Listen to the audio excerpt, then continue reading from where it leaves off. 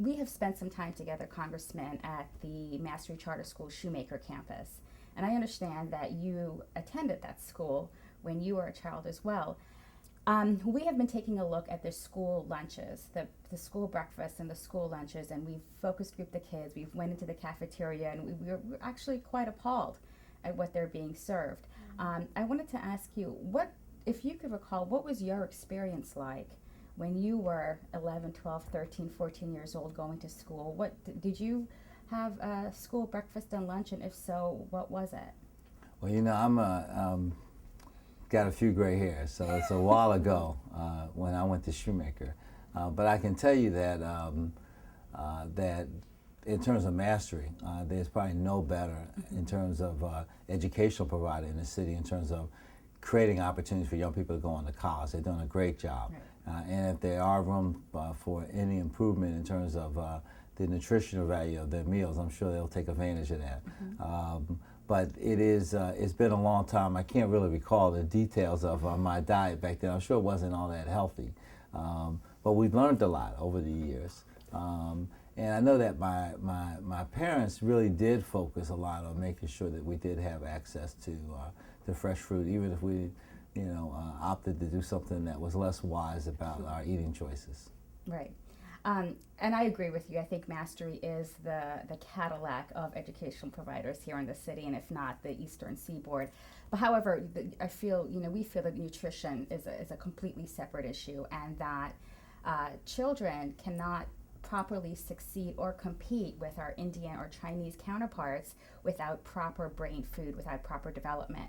And what we have found through a survey is that there's a great percentage of kids that live in West Philadelphia between 52nd and 57th Street, around that Lancaster area, that are very, very food insecure and face and oftentimes go to school for a breakfast and for a lunch, and by the time that they eat that food, it's so processed and so sugary that the 1 o'clock teacher has such a hard time teaching that class because there's such a spike in their sugar overload, and therefore there becomes behavioral problems or attention problems in class. So we've talked to teachers who say, gosh, if we could just feed these kids healthy, fresh meals, and some programs that like Independence Charter School, are bringing in chefs and are probably found some money through a grant somewhere to have, salad bars and things like that. So I just wanted to ask you, in your opinion, how vital is it, and how intertwined do you believe nutrition and education are for our children today? Well, they're inextricably intertwined, and I'm familiar with both Independence and Mastery, and they're great schools.